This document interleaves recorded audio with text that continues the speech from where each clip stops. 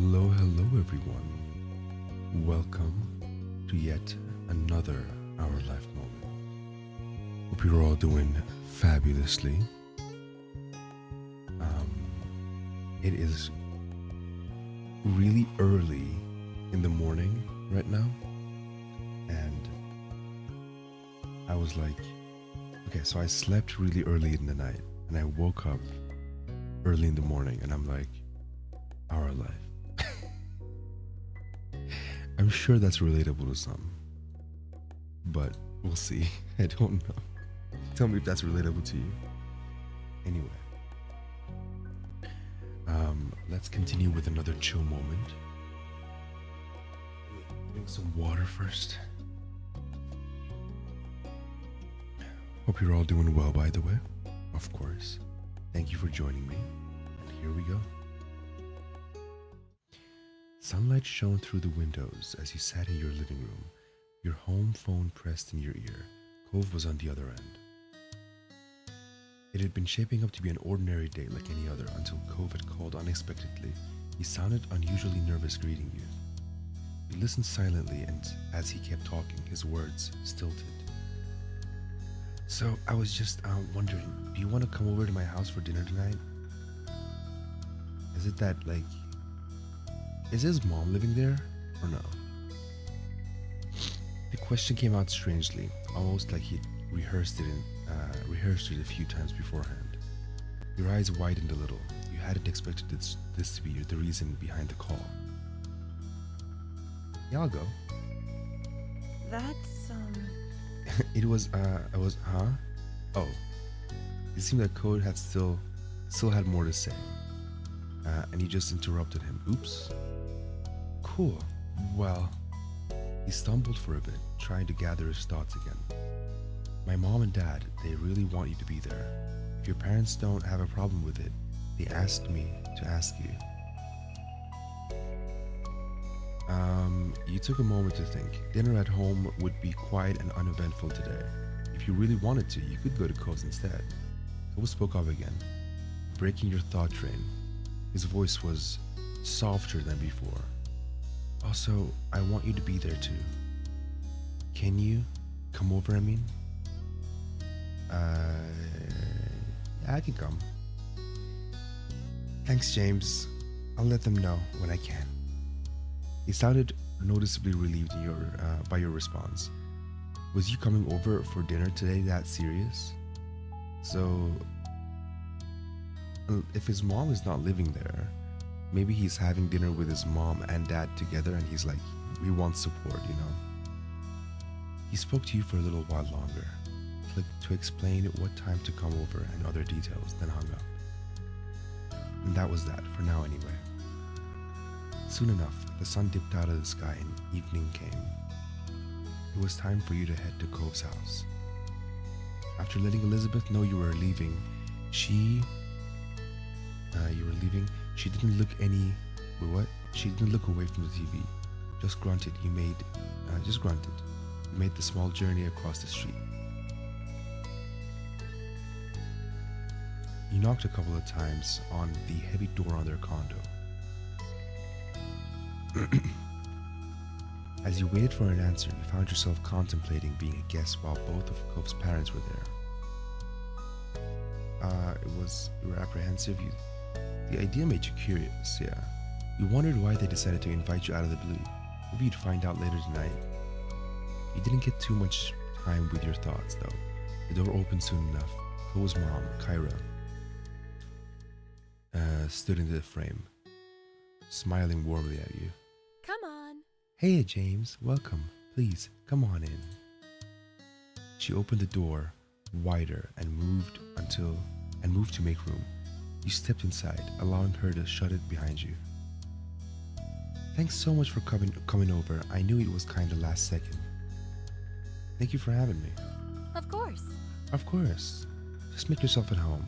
It's not my home, but I've been given permission to say that. Hey, James. Welcome to our humble abode. I don't know why I do this voice for him. It's just whatever. You jerked your head towards the sound of Mr. Holden's voice. He waved at you briefly from the kitchen, with his back turned and large spoon in hand.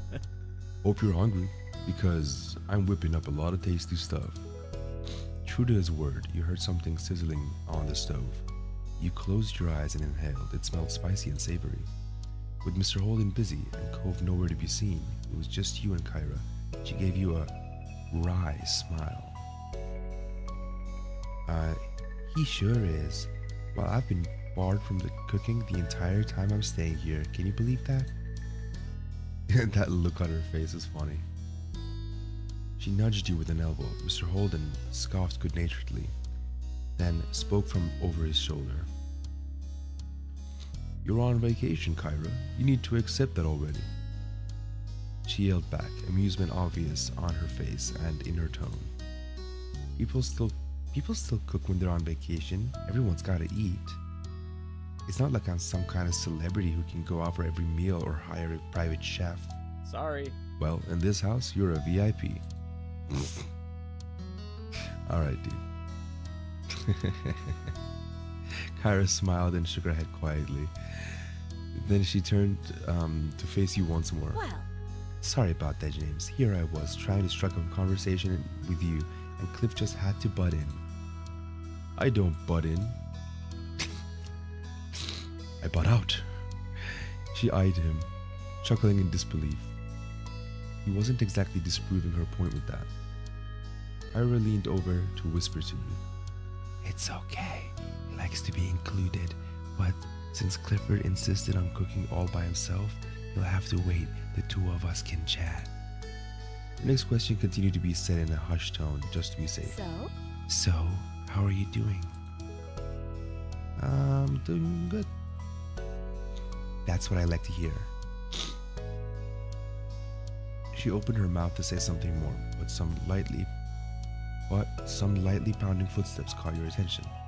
You checked to see Cove emerge from the hall a few moments later. He might have heard all the commotion and left his room to see what was going on. He quickly took stock of the situation. James, hey, thank you for being here. There was nothing unusual about the words in his greeting, but you could tell something was wrong from the way he looked, like he wanted to be anywhere but there. Hey, weirdo. Why say that to him? Cove frowned at your playful greeting. Yeah. Weirdo? Yeah, because you're being all weird. He huffed, but he didn't deny it, which meant that he knew he was acting off too. It was when you glanced away from Cove that you spotted his parents watching the two of you interact. Cove noticed their stares too, meeting them with narrowed eyes. So, are we having dinner now? Not yet, bud. I'm still cooking. Alright, I'm gonna go back to my room. As he turned to leave, he bent his head to the side to face you. You coming? The question was quiet, but you heard it really clearly. You smiled, pleased that he asked. He nodded in the affirmative. Cove turned fully and made his way down the hall. Have fun, you two. We'll call you when food's ready to go. With that, you followed after Cove. The two of you made your way down the hall. This was the first time you were invited to see Cove's room. You have visited Cove's room. Let's go. Wait, this was the first time. But I need some water. You guys can hydrate too if you want.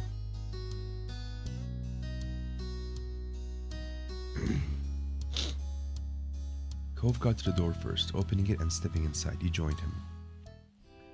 There was a mat on the floor in front of the door. As you stepped over the threshold into his room, you felt the crunch of sand beneath your feet. Nice room. You glanced down. Sand was clustered around the entrance. You even spotted smaller amounts of it dusting the rest of the room's floor. Though you hadn't anticipated it, you weren't surprised at the sight. Of course, Beach Boy Cove Holden would get his room all sandy. So this is my room. Cove was a bit shy as he said so, fidgeting with the hem of his shirt, using one hand and vaguely gesturing to the space with the other. There's stuff you can sit on if you want. He looked over at the desk chair as an option. When you turned back, Cove was already sitting on the edge of his large bed.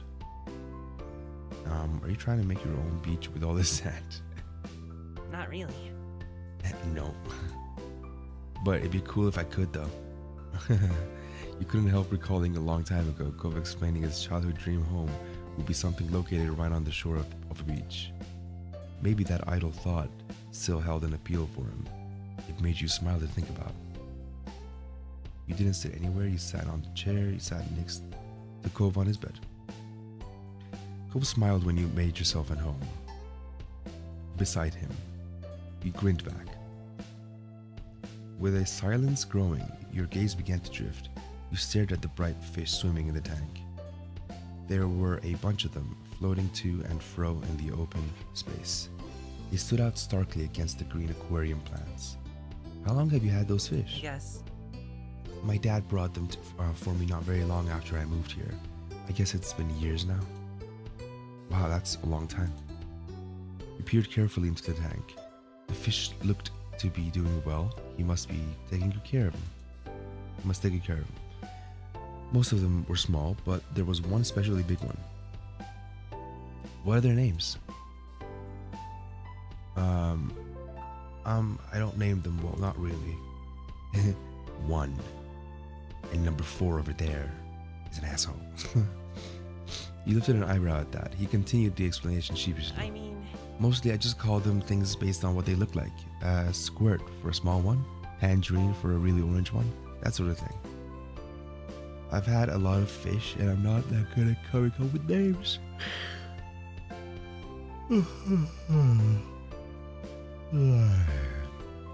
Oh my god. I've heard yawns are contagious. Tell me if you yawned back home or wherever you are. You found that funny. He knew that was a weakness of his. It was an entertaining revelation. Oh, a couple of them have other types of names. He pointed to a small orangish red fish. It was minding its own business, away from the others. Its name is, Orangish Away. My dad named her Dreamcatcher. Oh. And that other one's Mark. Mom came up with that one. Cove smiled to himself, his eyes reflecting the glow from the tank. Did other people name your fish? It's nice. He then turned to you, tilting his head to the side. There was a considering look on his face. Do you want to name one? Yeah, I do. His smile grew a little at your enthusiasm. Cool. There's a few who don't have names right now. They're the newer ones. You can pick them which you want to. You can pick which you want to name. He pointed each of the recent acquisitions out to you. The first was the smallest fish in the tank. It was completely orange and zipped all over the place, running laps around the others. I'm gonna name that one Zoomer. The second one slightly bigger and red. Its tail was dotted with black spots, which almost resembled freckles. Alright, we're back. OBS was just like reconnecting. Anyway,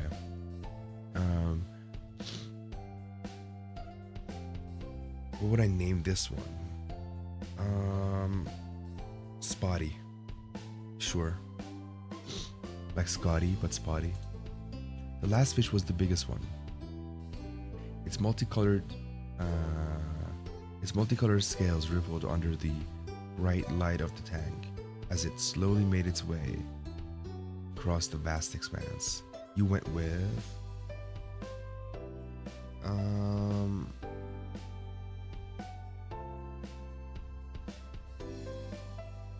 let's see. Do we go with Spotty or do we go with Zoomer? Spotty is nice. Or Zoomer, actually. Cove only nodded at your answer, waiting on you to decide on a suitable name. You watched the fish you chose closely. As you did, a name eventually came to you. Zoomer. James. Type in your answer. I'm gonna type in Zoomer. Alright, it's Zoomer. With that, his attention moved from you to the tank. He peered fondly at it and its inhabitants. He smiled proudly at Zoomer as it swam through the tendrils of the plants, disappearing, then reappearing soon after. You know, I'm not allowed to have pets in my house, not even fish. The corners of Cove's lips turned down at that. That doesn't sound fair. It's not like fish would make a mess of your house or anything. You just gotta take care of their tank and feed them and they'll be okay. Right? Moms can be strict over the weirdest things sometimes.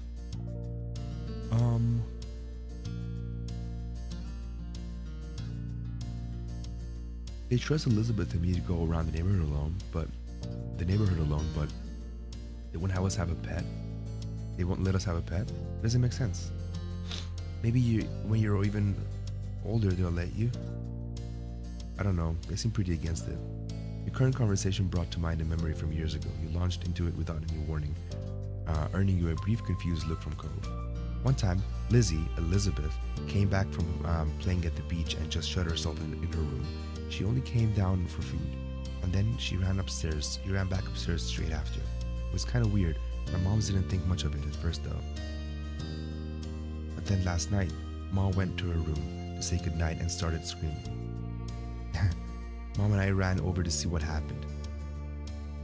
Lizzie had this huge lizard in her arms.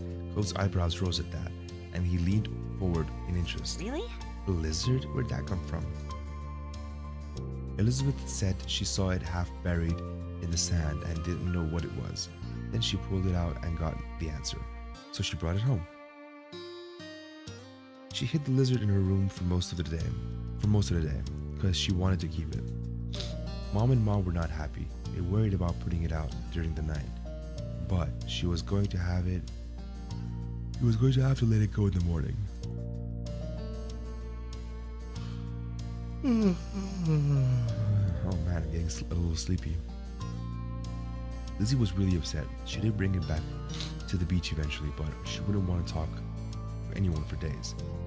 When she did get over it, it was like it almost never happened. It was almost like it never happened. You laughed, thinking back to that time.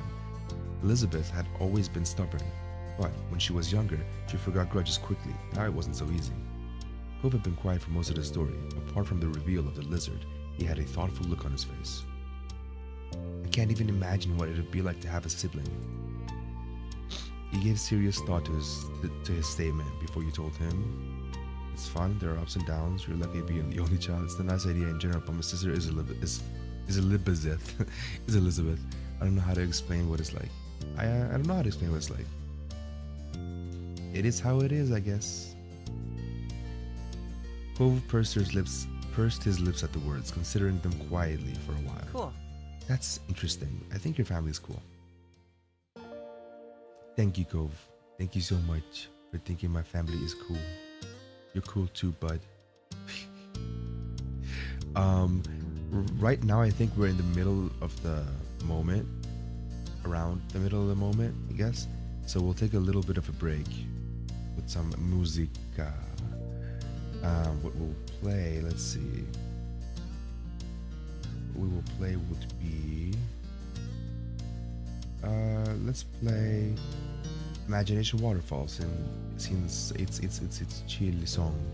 Well, it's not a chill song, it is kind of a dancey song, but the lyrics are chill. I don't know why I transitioned into this accent right now, but it's okay. Anyway, I'll be back after this song. So when you move your file, Stop it. That's an ad. That is an ad. Okay. Be right back after 2 minutes and 30 seconds.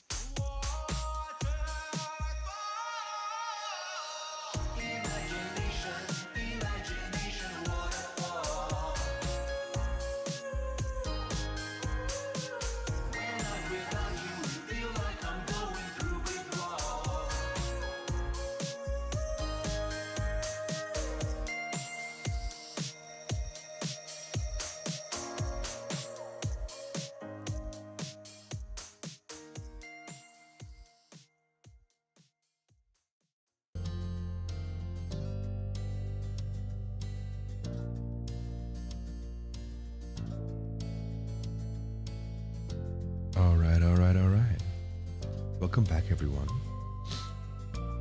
Let's continue. He didn't have much else to say, though. He didn't have much else to say. Though, while on the topic of your family, you considered your relationship with your moms too. They were absolutely the best. I can't even. You couldn't even consider having another opinion. You couldn't have better parents. Well, say what you want about them, but at least your moms never tried to pay someone to be your friend. The thought prompted you to look over at Cove. You probably still didn't know what happened. You doubted that Mr. Holden mentioned it, and you never did. You never had. You wondered if you should tell him. It was a long time ago, but you were keeping it a secret from Cove. Let's try and tell him. If he's gonna be sad about it, then I'll rewind. You decided to tell him. You took a deep breath, steadying breath to prepare yourself for the conversation. Now you just had to figure out how to tell him. Cove, I have something important to tell you. Cove, you want to know something crazy? Please don't get mad about this, but... What? Cove's brow furrowed at your uncomfortable tone. He turned to give you his full attention. About what? You stared into his bright ocean eyes. You chickened out, never mind. No, let's see. So, this was way back when you moved here, and the first time I met your dad, actually, your dad, he offered to give me $20 to be friends with you. Cove sat still, uncharacteristically. There was an unreadable expression on his face. His eyes seemed to look through you, and you didn't know what to do next. Then, without saying a word, Cove stood up from his bed in a single motion and just bolted right out of the room. For a moment, you didn't move a muscle. You were in shock. This was, oh no. Your senses quickly came back. You shot out into the hall after him. Cove! There was no response to your call. You could see Cove down the way. He had already sprinted back to the living room. His arms were stuck at his sides, with hands tightly balled into fists. He might not have been facing you, but you didn't need to see his face to know how he felt. Cove was furious. Uh-oh. His parents were nearly finished setting the table. They greeted him, none the wiser of what was about to happen. Huh? Hey, what's up? When did you start running in the house? Are you that famished? Oh boy. You were able to catch up in full and stand near Cove. Your parents' words didn't even register in his ears. Their child was wholly focused on another matter. He was practically shaking. Cove took one more step forward and glared up at his father's face. You paid James to be friends with me? Mr. Holden froze. You looked like a helpless deer caught in the headlights. Seriously? Clifford, are you serious? He whipped his head towards Kyra, his eyes wide, blinking rapidly. It was only one time. His admission elicited an aghast expression from his ex-wife. Mr. Holden raised his hands up, he gestured defensively. It seemed like a good idea when it happened. She covered her eyes with one hand. It was clear that her patience was frayed, but she was not so shocked anymore. Mr. Holden bowed his head, rubbing the back of his neck guiltily. The fact that she accepted that as something, the fact that she accepted this as something he'd do so easily seemed to be the most crushing part. Cove just stood there, fuming silently during their little aside. His eyebrows furrowed painfully and his eyes trembled. You felt so bad for Cove, you felt so bad for Mr. Holden, you felt so bad for Kyra, you felt bad for yourself, you felt so bad for everybody. You thought this was uncomfortable. Everybody. None of this was good at all. It was terrible. Finally, after what felt like an eternity, but must have been only minutes, the tense silence was broken by Cove. I don't want to stay here. Oof. That immediately caught his parents' attention. They turned to him with twin expressions of worry. Hey, wait a minute, bud. You don't have to do that. There's still your room. We'll stay out of your way, I promise. Where could you go at this time of day? It's almost night. No. I can stay with James. I can stay with the person that I'm mad that you paid to be my friend. He stormed out of the house without waiting for another response. You jumped as the door slammed closed behind him. You immediately followed after Cove. You didn't even take the time to say something to his stunned parents. You ran after Cove, shutting the door more softly behind you as you left. You spotted him easily. Cove hadn't made it far. He just reached the middle of the road. Would you stop for a second? Are you okay? You follow quietly. No. Did you stop for a second?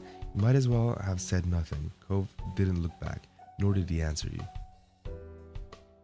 Cove stomped forward, going across the street without hesitance towards your house. It didn't take long to approach the front door. He'd left it unlocked, so he yanked it open and went inside with you. By then, night fully came. The two of you stood tensely together in the middle of your living room. The night really hadn't gone as you imagined it would. At least Elizabeth wasn't around, and your moms were out. You had no idea how you would have explained the situation to them, and you were sure Cove wouldn't have been up for that. I don't know if this was the right choice, but I'm still going with it. He watched you from a distance. His expression wasn't hostile, but not exactly welcoming either. You did the right thing by leaving.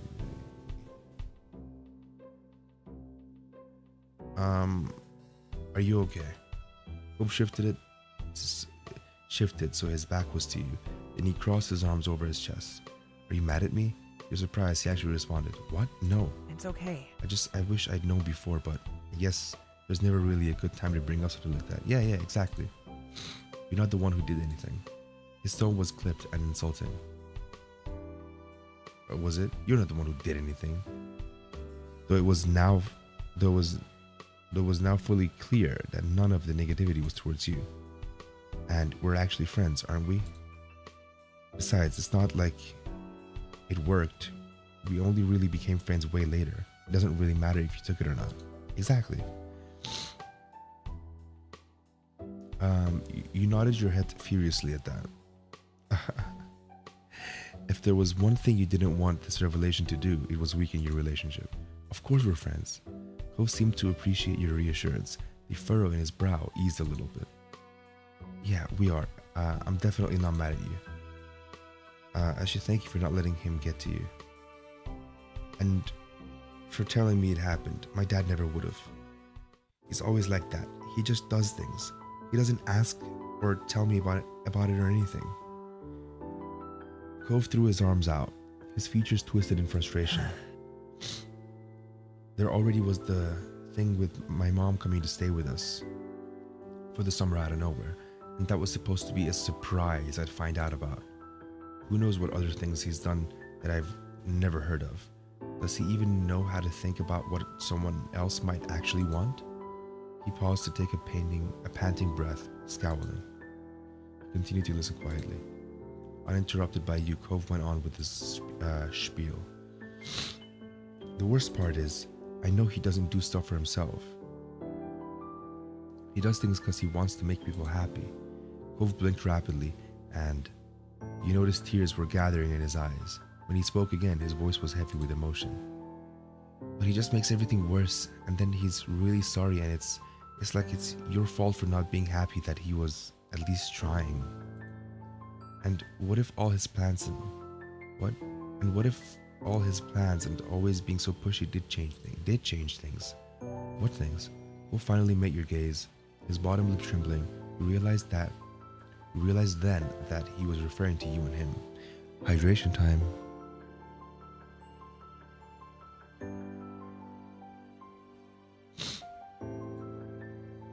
What if he did make you stay away from me before we even got to know each other?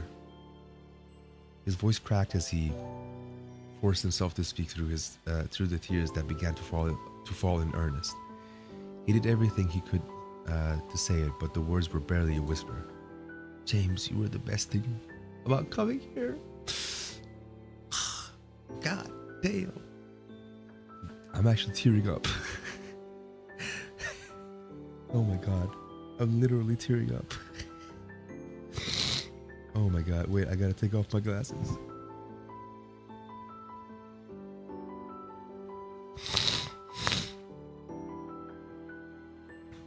Oh my god. God damn. Man, this was the first time this game made me tear up.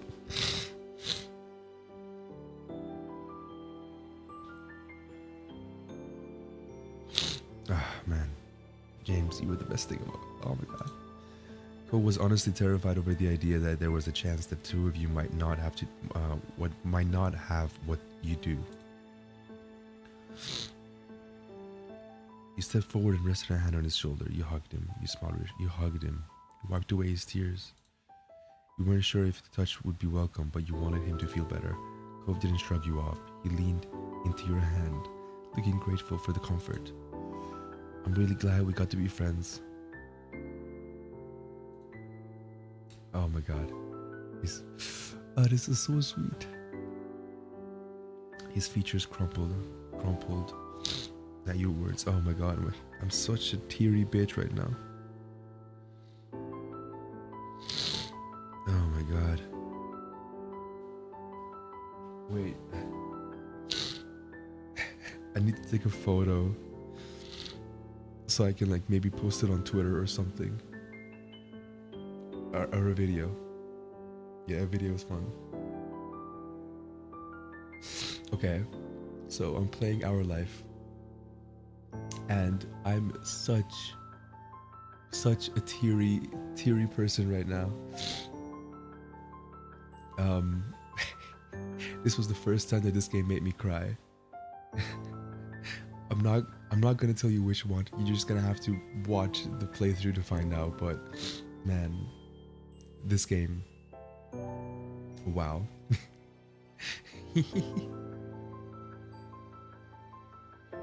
Alright, cool. That was a video. I'm gonna post it later on Twitter. His features crumpled at your words. You couldn't tell exactly what his expression was, but it seemed a mix between relief and sorrow. He sniffled. Me too. You remained like that for just a little while. Then he scrubbed his eyes with the back of one hand. His gaze turned away from you, growing distant. He's like that with Mom too. The anger he had began to release, bubbled back into the surface. Dad wants to make people happy, but he doesn't. The words landed scathingly hard. You were certain it'd crush Mr. Holden if he heard them. You'd never known much about his parents' relationship, but you thought you understood it a bit better now. I'm here for you. Wait, what was the other option? I'm here for you, yeah. Cove just looked at the ground. As the two of you were stifled by the quiet, a thought came to your mind, abrupt and sudden. What about your fish? I remember that day when it happened. What? What about your fish? Oh. Let's go with the fish. You couldn't forget earlier that night, the way Cove spoke about them, how he watched them, how he cared for them. That was something special that your dad did for you. It's been really important to you for a long time, right? He can make you happy. Cove's eyes opened a little wider, a fragile smile tugged over so slightly at his lips. It was obvious Cove didn't want to think about his dad that way, but it was also hard not to right now. He must be conflicted over where to go from here. Your dad still needs to stop being so forceful though. You might feel better than you do if you try to make up with your dad. You guys really need to learn how to I'll be on your side no matter what you do with your dad. You stay quiet. You guys, I don't know which one to pick. Maybe the third one. Cove frowned thoughtfully. He didn't say anything, but you had a feeling he was taking what you said into consideration. I'll talk to my mom and dad when they come. I know they will. His face was set in determination. Ooh, I got an achievement. Did you tell Cove about the deal with the dad? Okay, cool. His face was set in determination. There was no way you could tell him to do anything else, even if you wanted to. So you only nodded. Man, I'm so glad I chose to tell him. I'm sorry. Thanks, James. I'm sorry about all of this. With a sigh, he walked over to the couch and sat down, his arms wrapped around himself. You watched him. You knew you couldn't leave him alone, but you also had trouble figuring out what to do. Do Do you want me to turn the TV on? Wait, why did I read that as Cove? Do you want something to eat or drink? That one. Water would be good. He got him a glass of water from the kitchen. He accepted gratefully, and sipped at it, his gaze tired. About 20 minutes must have passed. Then there came a knock on the door. Cove slowly turned his head towards it. It's gotta be them. Yeah. He considered answering, but Cove stood from his seat first. He opened it without any hesitation. From over his shoulder, he spotted his parents in the doorway. Cove, hi. How are you feeling, baby? I can go home now. Without another word, he walked past them. They let him pass before trading glances, looking equal parts surprised and concerned. Then they moved their eyes further into the house, right at you. Can I come with you? Or you waved goodbye. I don't know.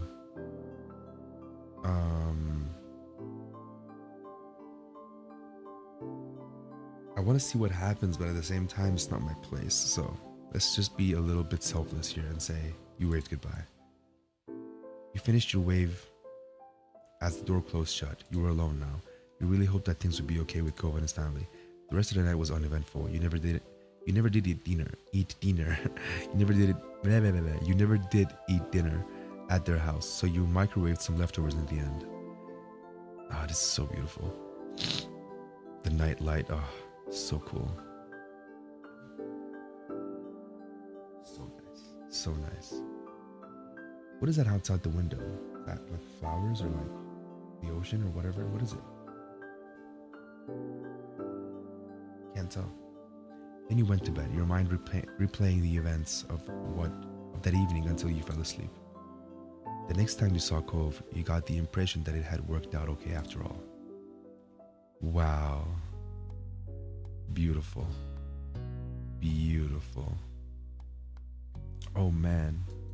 What an episode. All right. Well, that was it for this moment. Thank you all so much, and I'll see you in the next moment. Kisses. Have a beautiful rest of your time zone.